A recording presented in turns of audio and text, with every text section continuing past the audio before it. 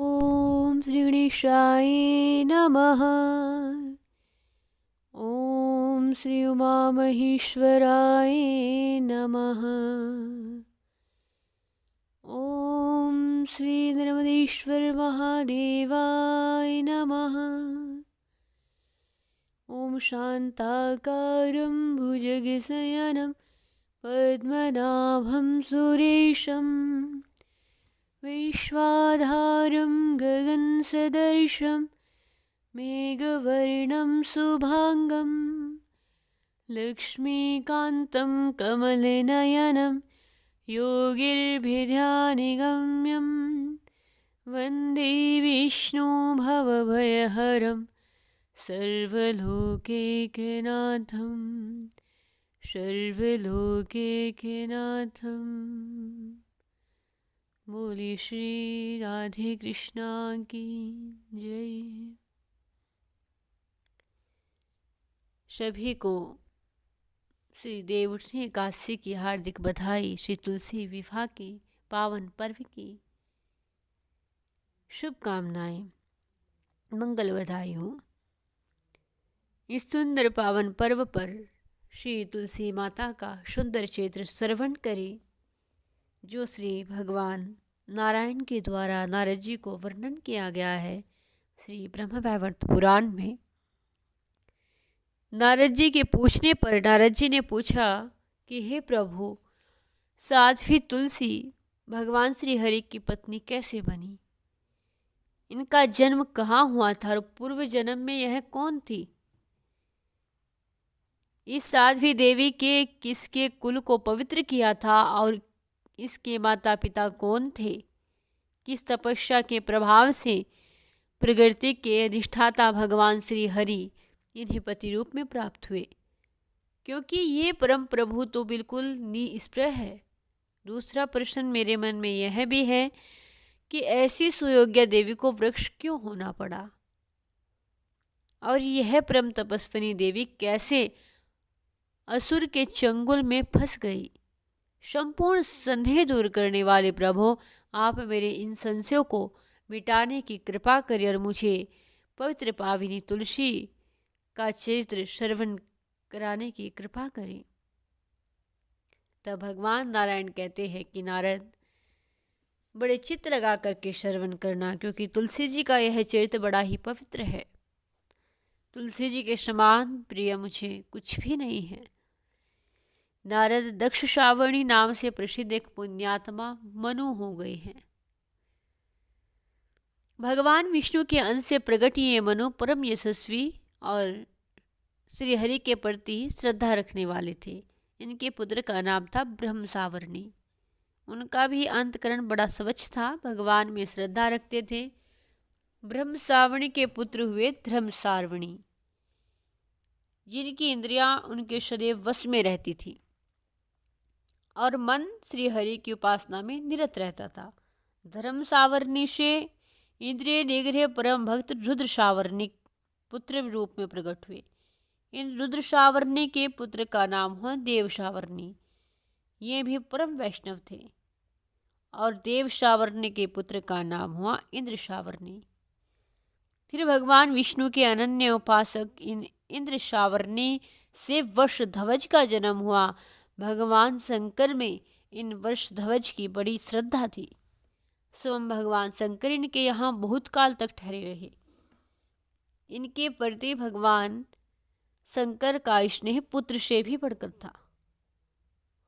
राजा वर्षध्वज की भगवान नारायण, लक्ष्मी जी और सरस्वती, इनमें किसी के प्रति श्रद्धा नहीं थी। उसने संपूर्ण देवताओं का पूजन त्याग दिया था। अभिमान में चूर होकर के वह भाद्रपद मास में महालक्ष्मी जी की पूजा में विघ्न उपस्थित किया करता था। माघ की शुक्ल पंचमी के दिन समस्त देवता सरस्वती जी की विस्तृत रूप से पूजा करते थे, परंतु वह नरेश उसमें भी सम्मिलित नहीं होता था।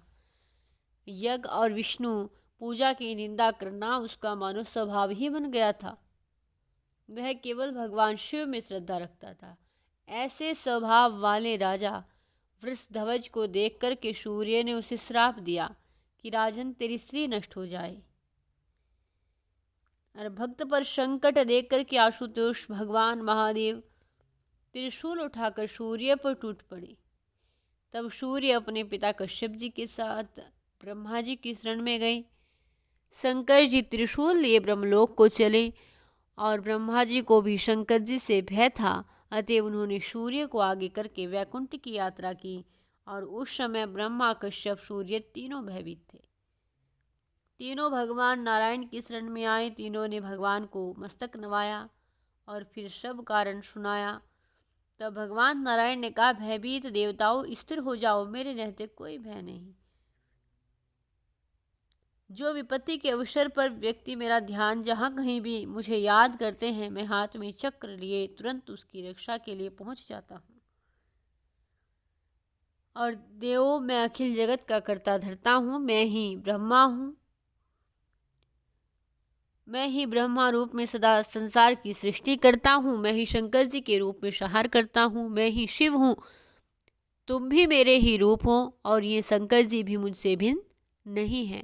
मैं ही नाना प्रकार के रूप धारण करके सृष्टि और पालन की व्यवस्था स्थिर बनाए रखता हूँ। देवताओं, तुम्हारा कल्याण हूँ, जाओ, अब तुम्हें भय नहीं है। मैं वचन देता हूँ, आज से शंकर जी का भय तुम्हारे पास नहीं आएगा। वे सर्वेश्वर भगवान शिव सत्पुरुषों के स्वामी हैं। उन्हें भक्तात्मा, भक्तवत्सल कहा जाता है और अपने भक्तों के में अधीन रहते हैं। सुदर्शन चक्र और भगवान शंकर के समान मुझे प्रिय कुछ भी नहीं है। ये दोनों मुझे प्राणों से भी अधिक प्रिय हैं। ब्रह्मांड में इनसे अधिक दूसरा कोई तेजस्वी नहीं है। ये शंकर जी चाहे तो लीला पूर्वक करोड़ों सूर्य को प्रकट कर सकते हैं, करोड़ों ब्रह्मा का निर्माण करने में सामर्थ्य रखते हैं। इन त्रिशूलधारी भगवान शंकर जी के समान कोई भी मुझे प्रिय नहीं है और इन शंकर जी के लिए कोई भी कार्य असाध्य नहीं है। तथापि कुछ भी बाहरी ज्ञान न रख करके ये दिन रात मेरा ही ध्यान करते हैं, मेरे पंचमुखों से मेरे ही मंत्रों का जाप करते हैं और भक्ति पूर्वक मेरे गुणगान करते रहते हैं। और मेरा गुणगान करना ही इनका स्वभाव सा बन गया है। मैं भी दिन रात इनके कल्याण की चिंता में ही लगा रहता हूँ, क्योंकि जो जिस प्रकार मेरी उपासना करते हैं, मैं भी उसी प्रकार सेवा में तत्पर रहता हूँ। यह मेरा नियम है। इतने में ही भगवान महादेव वहाँ आ गए। उनके हाथ में त्रिशूल था, वृषभ पर आरूढ़ थे, आंखें रक्त कमल के समान लाल थी। वहाँ पहुँचते ही वे वृषभ से उतर पड़े। भक्ति विनम्र होकर के, शांत रूप होकर के लक्ष्मीकांत भगवान नारायण को श्रद्धापूर्वक प्रणाम किया। और उस समय भगवान श्री हरि रतन में सिंहासन पर विराजमान थे। रतन निर्मित अलंकारों से उनका श्री विग्रह सुशोभित था। किरीट, कुंडल, चक्र, वनमाला से अनुपम शोभा पा रहे थे और चार भुजा वाले अनेक पार्षद स्वच्छ चवर लेकर के उनकी सेवा कर रहे थे। लक्ष्मी जी का दिया हुआ तांबूल उनके मुख की शोभा बढ़ा रहा था। ऐसे प्रभु को देख करके शंकर जी महाराज ने उनके मस्तक में, उनके चरणों में अपना मस्तक झुकाया। और तब ब्रह्मा जी ने शंकर जी को प्रणाम किया और अत्यंत डरते हुए सूर्य ने भी भगवान जी को प्रणाम किया। कश्यप ने अतिशय भक्ति से भगवान शंकर जी की स्तुति की, प्रणाम किया। तत्पश्चात भगवान शिव श्री हरि की स्तुति करते हुए एक शुक्म आसन पर विराज गए। विष्णु पार्षदों ने श्वेत चवर डुराकर उनकी सेवा की और अब उनके मार्ग का श्रम दूर हो गया। तब भगवान श्री हरि ने अमृत के समान अत्यंत मनोहर वचन कहे। भगवान श्री विष्णु ने कहा, महादेव, यह कैसे अवधारणा हुआ? अपने क्रोध का कारण बताइए। महादेव जी ने कहा, भगवान राजा वृषध्वज मेरा परम भक्त है, मुझे प्राणों से अधिक प्रिय है। सूर्य ने उसे श्राप दे दिया है, बस यही मेरे क्रोध का कारण है। जब मैं अपने कृपा पात्र पुत्र के शोक से प्रभावित होकर सूर्य को मारने के लिए तैयार हुआ तो ब्रह्मा जी की शरण में गया और इस समय ब्रह्मा जी सहित उसने आपकी शरण ग्रहण कर ली है। जो व्यक्ति ध्यान और वचन से भी आपके शरणापन्न हो जाते हैं, उन पर विपत्ति और संकट अपना प्रभाव नहीं डाल सकते। वे जरा और मृत्यु से सर्वदा रहित हो जाते हैं। भगवान शरणागति का फल तो प्रत्यक्ष ही है, फिर मैं क्या कहूँ। आपका स्मरण करते ही मनुष्य सदा के लिए अभय और मंगलमय बन जाते हैं। परंतु जगत प्रभु, अब मेरे उस भक्त की दिनचर्या कैसे चलेगी, यह बताने की कृपा कीजिए, क्योंकि सूर्य के श्राप से उसकी स्त्री नष्ट हो चुकी है। उसमें सोचने समझने की शक्ति तनिक भी नहीं रही है। भगवान श्री विष्णु बोले, शंभो, देव की प्रेरणा से बहुत समय बीत गया है, 21 युग समाप्त हो गए हैं। यद्यपि वैकुंठ में अभी आधी घड़ी का ही समय व्यतीत हुआ है।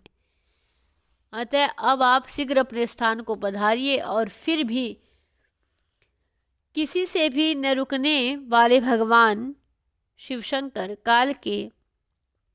काल ने इस समय वृषध्वज को अपना ग्रास बना लिया है।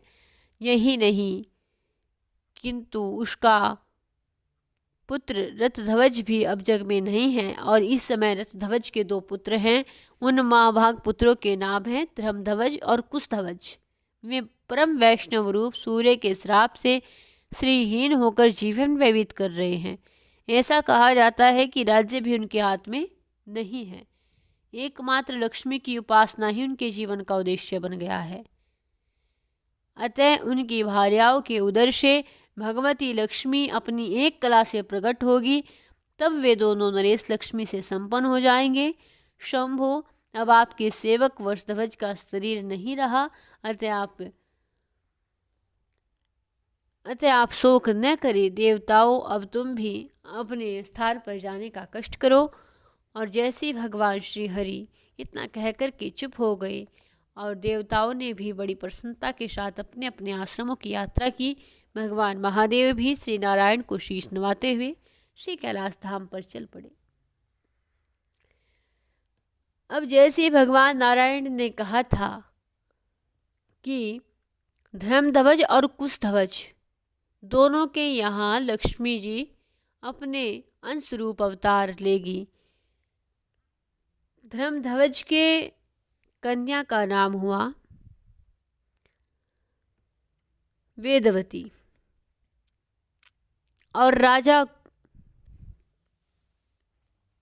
कुशध्वज की कन्या का नाम हुआ श्री तुलसी। आइए हम माता तुलसी के सुंदर प्राकट्य की कथा को सुने। धर्मध्वज की पत्नी का नाम है माधवी, अर्थात माँ तुलसी के पिता धर्मध्वज, उनकी पत्नी का नाम है माधवी। वह राजा के साथ गंधमादन पर्वत पर सुंदर उपवन में आनंद करती थी। जो दीर्घ समय बीत गया, किंतु उन्हें इसका ज्ञान न रहा कि कब दिन बीता कब रात। तदनंतर राजा धर्मध्वज के हृदय में ज्ञान का प्रादुर्भाव हुआ और कार्तिक पूर्णिमा के दिन उनके यहाँ कन्या रूप में माँ तुलसी का जन्म हुआ। उस समय शुभ दिन, शुभ योग, शुभ क्षण और शुभ लगन, शुभ ग्रह का संयोग था। ऐसे योग से संपन्न शुक्रवार के दिन देवी माधवी ने लक्ष्मी जी के अंश से बारदू भूत उस कन्या को जन्म दिया। कन्या का मुख ऐसा मनोहर था मानो शरद पूर्णिमा की चंद्रमा हो। नेत्र शरदकालीन प्रफुल्ल कमल के समान सुंदर था। अधर पके हुए बिंबा फल की तुलना कर रहे थे।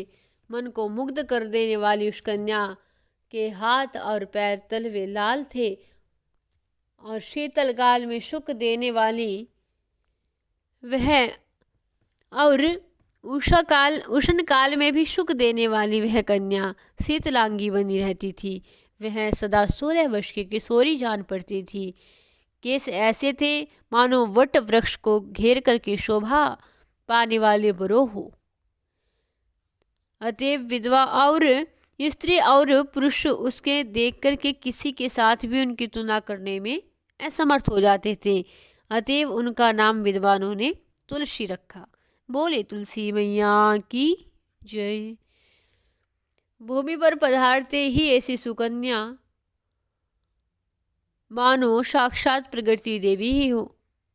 और सब लोगों के मना करने पर भी उसने तपस्या करने का विचार किया और बद्रीवन में प्रस्थान किया। वहाँ रह कर के दीर्घ काल तक तपस्या की। उनके मन में केवल एक ही उद्देश्य था कि श्री नारायण भगवान स्वयं मेरे स्वामी हों। इतना कठिन तप क्या, ग्रीष्म काल में वह पंचाग्नि तपती और जाड़े के दिनों में जल में रह कर के तपस्या करती। वर्षा ऋतु में वह वृष्टि की धारा का वेग सहन करती। खुले मैदान में आसन लगा करके बैठी रहती और तब निर्लक्ष्य होकर एक पैर पर खड़ी होकर के तपस्या करती रही। यह देख कर के ब्रह्मा जी उत्तम वर देने के लिए बद्री का आश्रम में पधारे। हंस पर बैठे हुए चतुर्मुख ब्रह्मा को देख करके तुलसी जी ने प्रणाम किया और तब जगत की सृष्टि करने वाले विधाता ने कहा। ब्रह्मा जी बोले कि हे तुलसी, तुम मनोविलासित वर मांग सकती हो। भगवान श्री हरि की भक्ति, उनकी दासी बनना अथवा अजर अमर होना भी, जो भी तुम्हारी इच्छा हो मैं देने के लिए तैयार हूँ। तुलसी जी ने कहा, तात पितामह सुनिए, मेरे मन में जो अभिलाषा है मैं आपको बता रही हूँ। आप तो सर्वज्ञ है, अतः आपके सामने मुझे लज्जा ही क्या।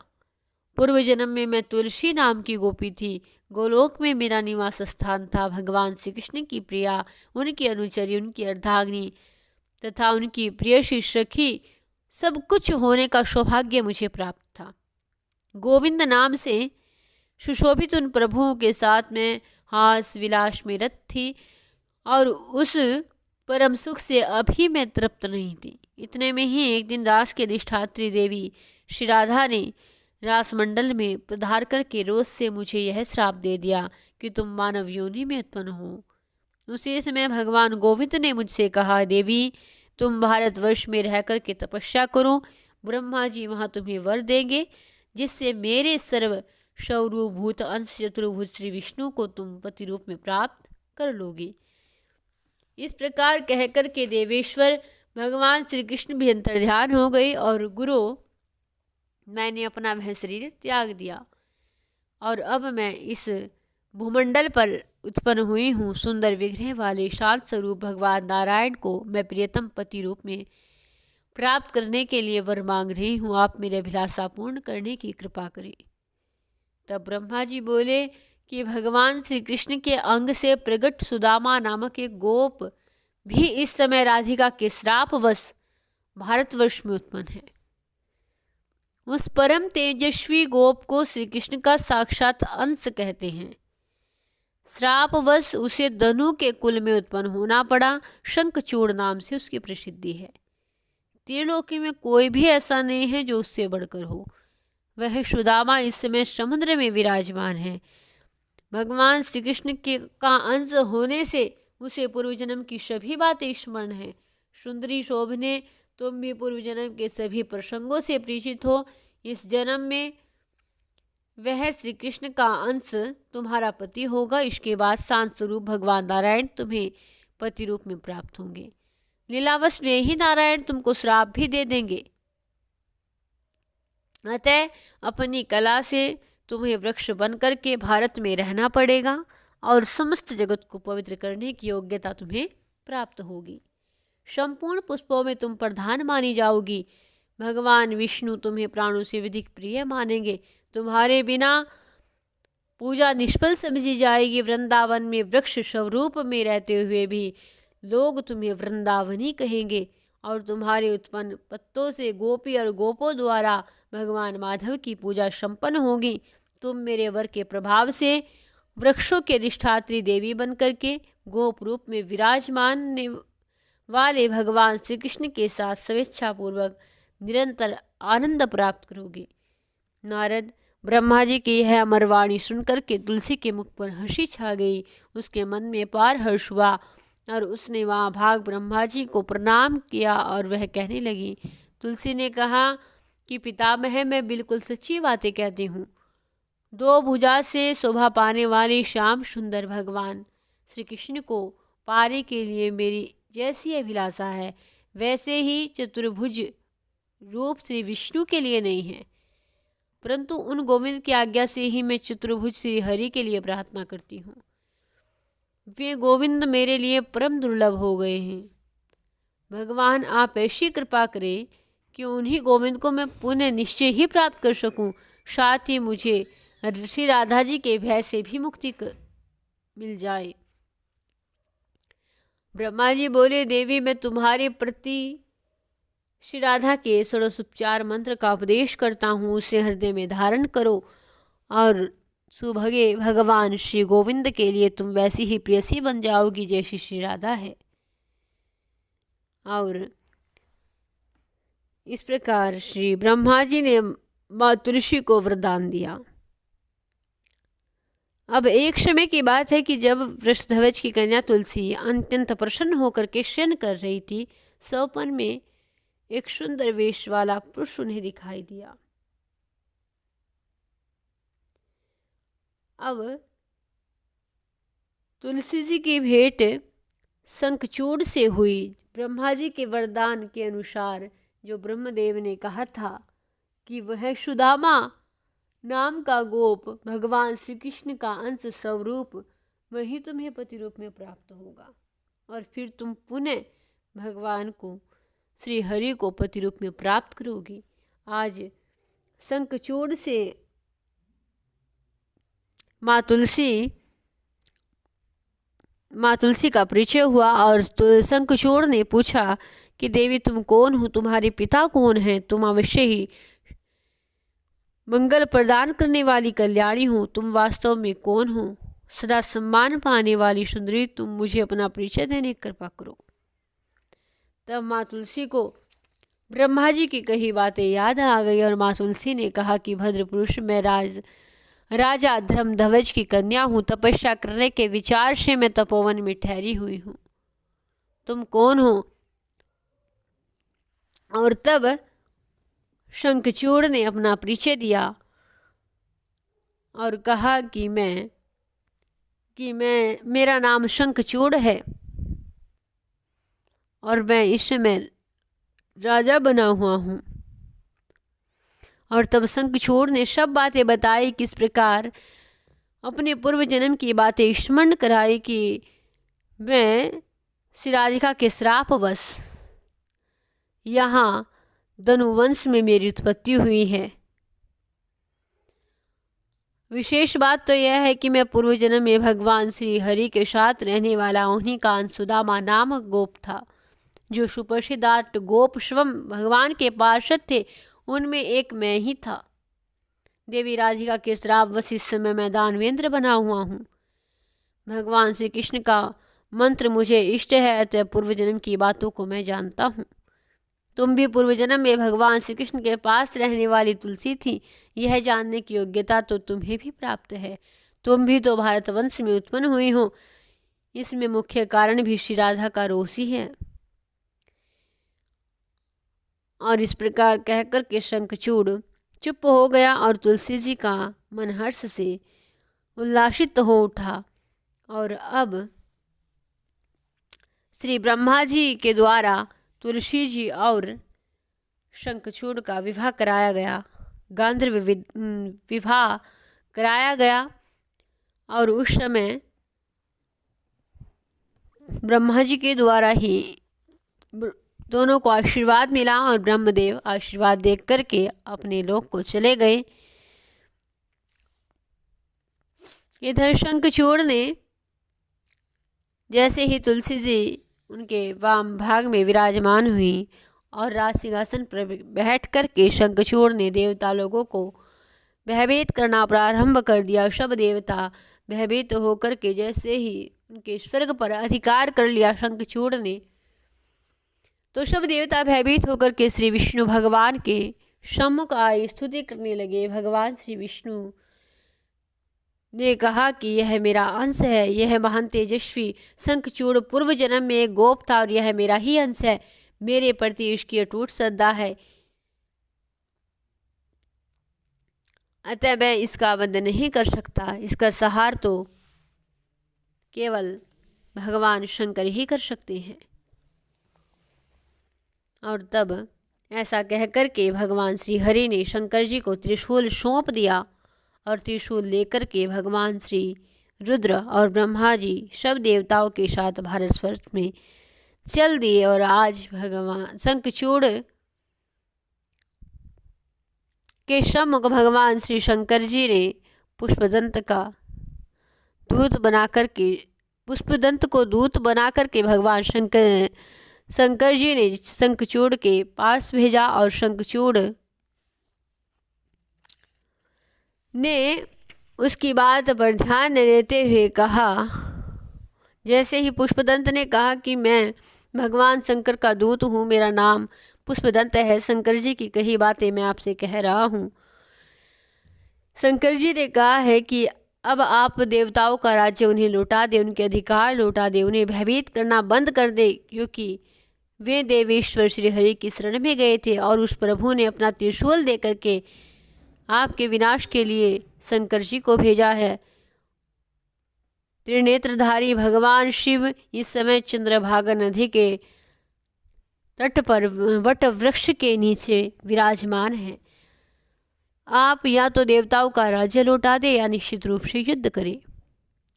मुझे यह भी बता दे कि मैं भगवान शंकर के पास जाकर के क्या उत्तर दूं। और नारद दूत के रूप में कहे गए पुष्पदंत की बात सुनकर के शंखचूड़ ठाका लगा करके हंस पड़ा। बोला, दूत मैं कल प्रातः काल चलूंगा, तुम जाओ। तब पुष्पदंत तुरंत वट के नीचे विराजमान होकर भगवान शंकर के पास लौट गया और जो बातें शंखचूड़ ने कही थी वह स्वयं भगवान शंकर जी को सुनाई। जैसे ही तुलसी जी को पता लगा कि शंखचूड़ को भगवान शंकर जी ने ऐसा आदेश दिया है, तो तुलसी जी ने बड़ा समझाया, लेकिन शंखचूड़ नहीं माना। शंखचूड़ ने कहा कि यह प्रिय कर्म भोग तो सारा निबंध काल के सूत्र में बंधा हुआ है। शुभ हर्ष सुख दुख भय शोक और मंगल सभी काल के दिन है। समय अनुसार वृक्ष उगते हैं, उन पर शाखाएं फैलती है, पुष्प लगते हैं, क्रम से वे फल से लदे जाते हैं। फिर काल ही उन फलों को पकाता भी है और बाद में काल के प्रभाव से फल फूल करके वे नष्ट भी हो जाते हैं।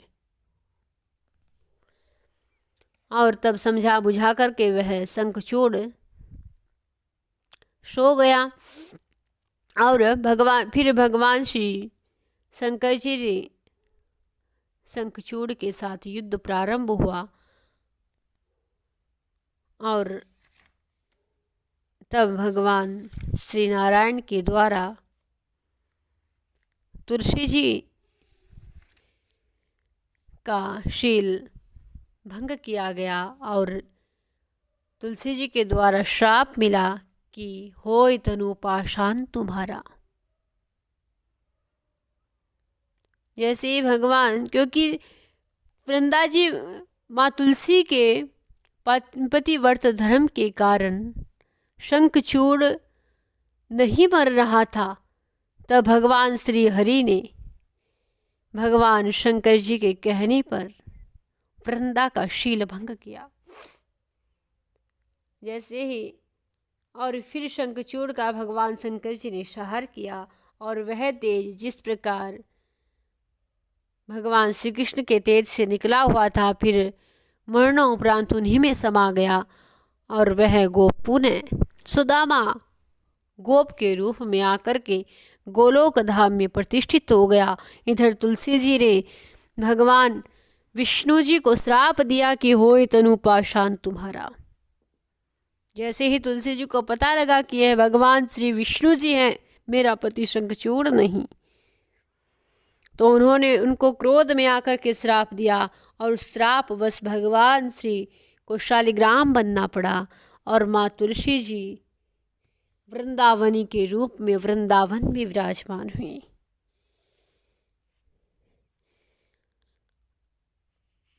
जैसे ही माँ तुलसी ने श्राप दिया और भगवान श्री हरि ने माँ तुलसी को समझाने लगे, भगवान श्री हरि ने कहा कि भद्रे, तुम मेरे लिए भारतवर्ष में रहकर बहुत दिनों तक तपस्या कर चुकी हो। उस समय तुम्हारे लिए शंखचूड़ भी तपस्या कर रहा था, वह मेरा अंश था। अपनी तपस्या के फल से तुम्हें स्त्री रूप में प्राप्त करके अब वह गोलोक को चला गया है। अब मैं तुम्हारी तपस्या का फल देना उचित समझता हूँ। तुम इस शरीर को त्याग करके दिव्य देह धारण करके मेरे साथ आनंद से रहो। लक्ष्मी के समान तुम्हें सदा मेरे साथ रहना चाहिए। तुम्हारा यह शरीर नदी रूप में प्रणीत हो गंडकी नदी में नाम से प्रसिद्ध होगा, और यह पवित्र नदी पुण्यमयी भारत वर्ष में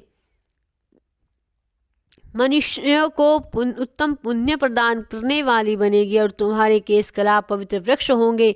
तुम्हारे केशों से उत्पन्न होने के कारण तुलसी के नाम से तुम्हारी प्रसिद्धि होगी। वरानने, तीनों लोकों में देवताओं की पूजा में काम आने वाले जितने भी पत्र और पुष्प हैं, उन सब में तुलसी ही प्रधान मानी जाएगी। स्वर्गलोक, मृत्युलोक, पाताल तथा वैकुंठ लोक में सर्वत्र तुम मेरे ही सन्निकट रहोगी। सुंदरी, तुलसी के वृक्ष सब पुष्पों में श्रेष्ठ हो। गोलोक, विरजा नदी के तट, रासमंडल, वृंदावन, भांडीर वन, चंपक वन, भूलोक, मनोहर चंदन वन और माधवी केतकी, कुंद मल्लिका वन और सभी पुण्य स्थानों में तुम्हारे पुण्यप्रद वृक्ष उत्पन्न होंगे। तुलसी वृक्ष के नीचे स्थान परम पवित्र एवं पुण्यदायक होंगे। वरानने, ऊपर तुलसी के पत्ते पड़े, इसी उद्देश्य से वे सब लोग वहाँ रहेंगे। अतएव जहाँ संपूर्ण तीर्थों और देवताओं का भी अधिष्ठान होगा। तुलसी पत्र के जल से जिसका अभिषेक हो गया, उसे संपूर्ण तीर्थों में स्नान करने का, समस्त यज्ञों में दीक्षित होने का फल सुलभ होगा। साध्वी, हजारों घड़ों अमृत से नहाने पर भी श्री हरि की उतनी तृप्ति नहीं होती जितनी वे मनुष्य के तुलसी जी का एक पत्ता चढ़ाने से प्राप्त होती है। पतिव्रते, 10,000 गोदान से मानव को जो फल मिलता है, वही फल तुलसी पत्र के दान से प्राप्त कर लेता है। जो मृत्यु के समय मुख में तुलसी जी का पत्र का जल पा जाता है, वह संपूर्ण पापों से मुक्त होकर श्री विष्णु लोक को जाता है। जो मनुष्य नित्य प्रति भगवती तुलसी का जल ग्रहण करता है, वही जीवन मुक्त और उसे गंगा स्नान का फल मिलता है। जो मानव प्रतिदिन तुलसी जी का पत्ता चढ़ा करके मेरी पूजा करता है, वह लाख अश्वमेध यज्ञों का फल प्राप्त कर लेता है। जो मानव तुलसी जी को अपने हाथ में लेकर के शरीर पर रख कर के तीर्थों में प्राण त्यागता है, वह श्री विष्णु लोक को जाता है। जो तुलसी जी के तुलसी जी के काष्ठ की माला को गले में धारण करता है, वह पुरुष पद पर अश्वमेध यज्ञ के फल का भागी होता है, इसमें संदेह नहीं है। इस प्रकार भगवान नारायण स्वयं मां तुलसी को समझा रहे हैं उनकी महिमा, कि जो मनुष्य तुलसी को अपने हाथ में रख कर के प्रतिज्ञा करता है और फिर उस प्रतिज्ञा का पालन नहीं करता, उसे सूर्य और चंद्रमा की अवधि पर्यंत का सूत्र नामक नरक में यातना भोगनी पड़ती है। जो मनुष्य तुलसी जी को हाथ में लेकर के या उनके निकट जाकर के झूठी प्रतिज्ञा करता है, वह नरक में जाता है। मृत्यु के समय जिसके मुख में तुलसी जी के जल का एक कण भी चला जाए, वह अवश्य ही विष्णु लोक को जाता है। पूर्णिमा, अमावस्या, द्वादशी, सूर्य संक्रांति के दिन, मध्यकाल, रात्रि, दोनों संध्याओं और असोज के समय तेल लगाकर बिना नहाए धोए तुलसी जी के पत्रों को जो तोड़ता है, वे मानो भगवान श्री हरि के मस्तक का ही छेदन करते हैं। साध्वी, श्राद्ध, व्रत, दान, प्रतिष्ठा, देवार्चन के लिए तुलसी पत्र बासे होने पर भी 3 रात तक पवित्र रहता है। पृथ्वी पर अथवा जल में गिरा हुआ तथा विष्णु भगवान को अर्पित तुलसी पत्र धो देने पर दूसरे कार्य के लिए शुद्ध माना जाता है। तुम निरामय गोलोक धाम में तुलसी की अधिष्ठात्री बनकर के मेरे सर्वभूत श्री कृष्ण के साथ नित्य क्रीड़ा करती रहोगी।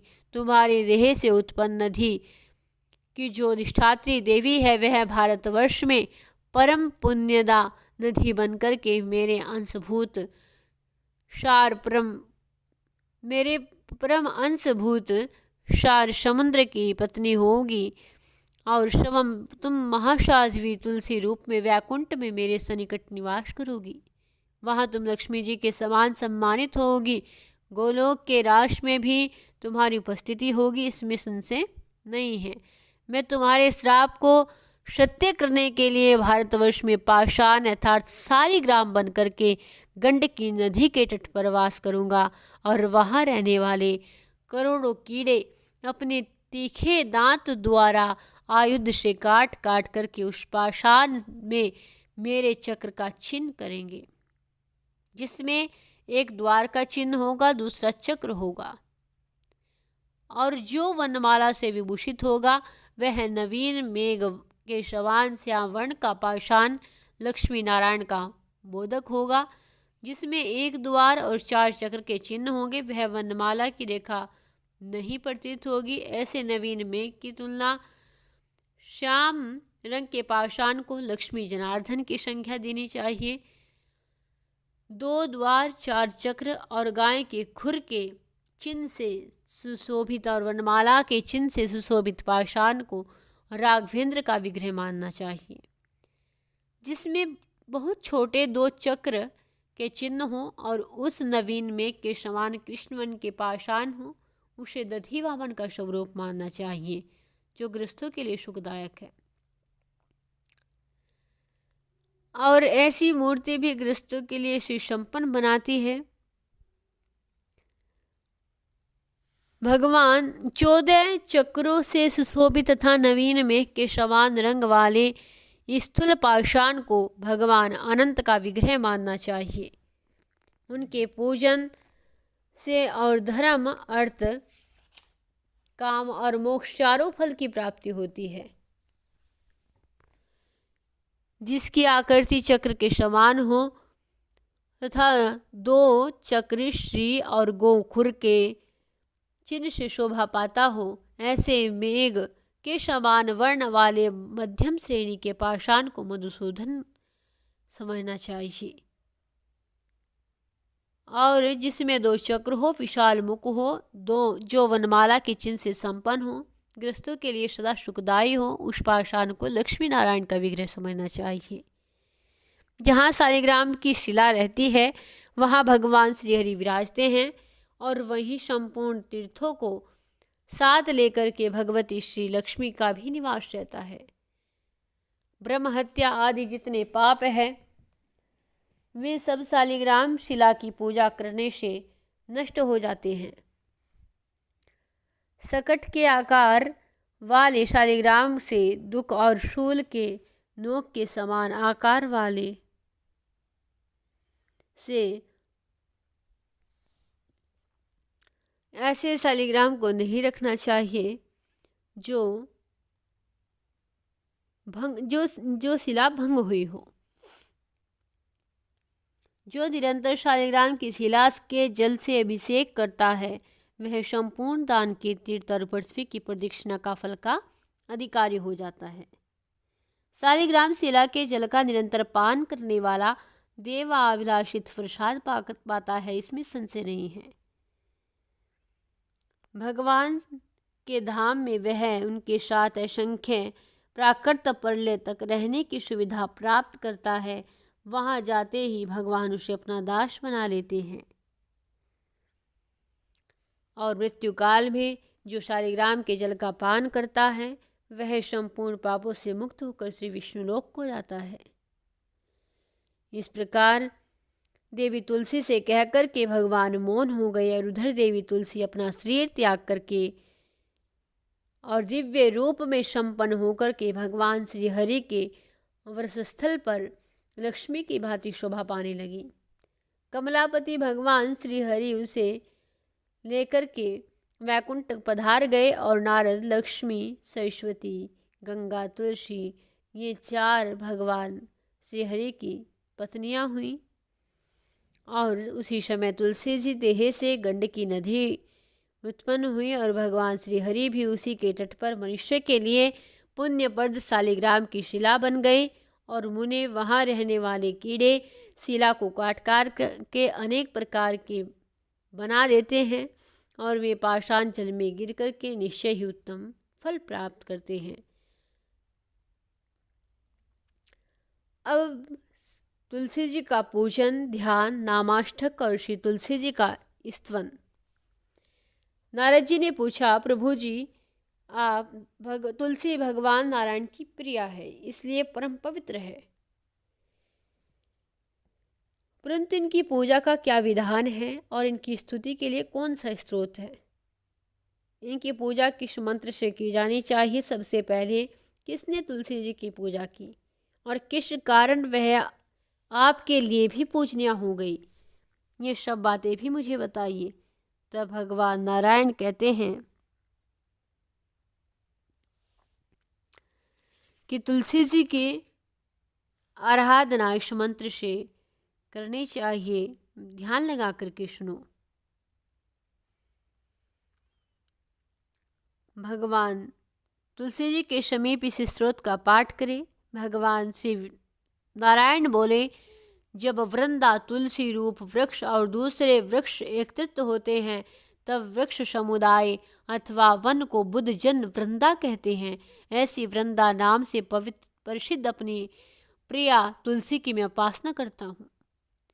जो देवी प्राचीन काल में वृंदावन में प्रकट हुई थी, अतएव जिसे वृंदावनी कहते हैं, उन सौभाग्यवती देवी की मैं उपासना करता हूँ। जो असंख्य वृक्षों के निरंतर पूजा प्राप्त करती है, अतः जिनका नाम विश्व पूजिता पड़ा, उन जगत पूजना देवी की मैं उपासना करती हूँ। देवी जिसने सदा अनंत विश्वों को पवित्र किया है, उस विश्व पाविनी देवी को मैं विरहातुर होकर के स्मरण करती हूँ। जिसके बिना अन्य पुष्प समूह के अर्पण करने पर भी देवता प्रसन्न नहीं होते, ऐसी पुष्प सारा पुष्पों में सारभूता शुद्ध स्वरूपणी तुलसी जी का मैं शोक से व्याकुल होकर दर्शन प्राप्त करना चाहता हूँ। संसार में जिनकी प्राप्ति मात्र से भक्त परम आनंदित हो जाते हैं, इसलिए नंदिनी नाम से जिनकी प्रसिद्धि है, उन भगवती तुलसी अब मुझ पर प्रसन्न हो जाए। और जिस देवी की अखिल विश्व में कहीं तुलना नहीं है, अतएव जो तुलसी कहलाती है, उन अपनी प्रिया की मैं शरण ग्रहण करती हूँ। और वह साध्वी तुलसी वृंदा रूप में भगवान श्री कृष्ण की जीवन स्वरूपा है और उनकी प्रियतमा होने से कृष्ण जीवनी नाम से विख्यात है। वह तुलसी मेरे जीवन की रक्षा करे। इस स्त्रोत से तुलसी जी की स्तुति भगवान स्वयं नारायण ने की है। और जैसे ही इस स्त्रोत से नारायण ने माँ तुलसी की उपासना की, उसी समय माँ प्रकट हो गई और उन साध्वी के चरणों में भगवान ने तुरंत मस्तक झुकाया।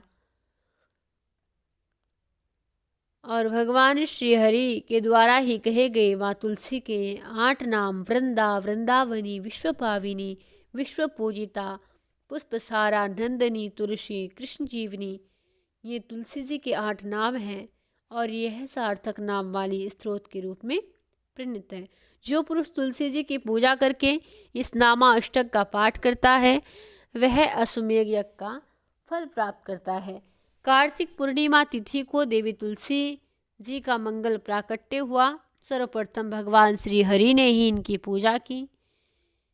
जो इस कार्तिक पूर्णिमा के अवसर पर विश्व पावनी तुलसी की भक्ति भाव से पूजा करते हैं, वह संपूर्ण पापों से मुक्त होकर के श्री विष्णु लोक को जाते हैं।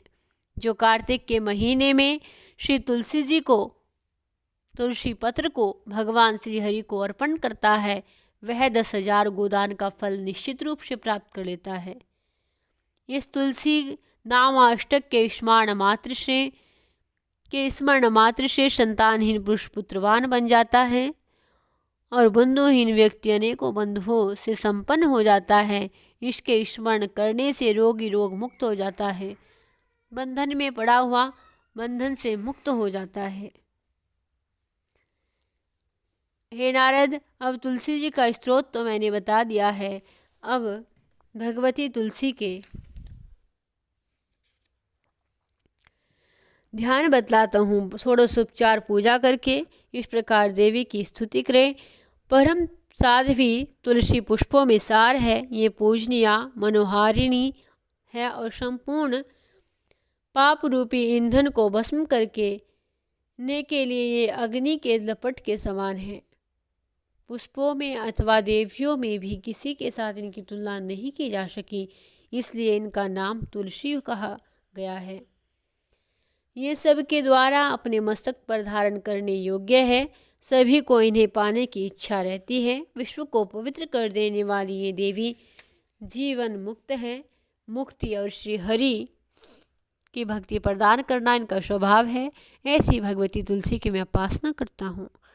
इस प्रकार माँ तुलसी की सुंदर पावन कथा हम सभी ने श्रवण की है। किस प्रकार माँ तुलसी का जन्म हुआ, किस प्रकार धराधाम पर माँ का आगमन हुआ वृक्ष रूप में, और इनके तुलसी पत्र को अर्पण कर देने से श्री हरि कितने प्रसन्न होते हैं, इसका वर्णन भी भगवान ने स्वयं अपने श्रीमुख से ब्रह्मवैवर्त पुराण में किया है, जो हम सभी ने श्रवण किया। तुलसी विवाह के सुंदर पावन पर्व पर सभी ने माँ तुलसी के नामाष्टक का पाठ किया और माँ तुलसी की स्तुति श्रवण की है। सभी को पुनः माँ तुलसी के विवाह की मंगल शुभकामनाएं। बोलिए श्री तुलसी मैया की जय। श्री शालिग्राम प्रभु जी की जय। श्री लक्ष्मी नारायण देव की जय। देव उठने काशी की जय।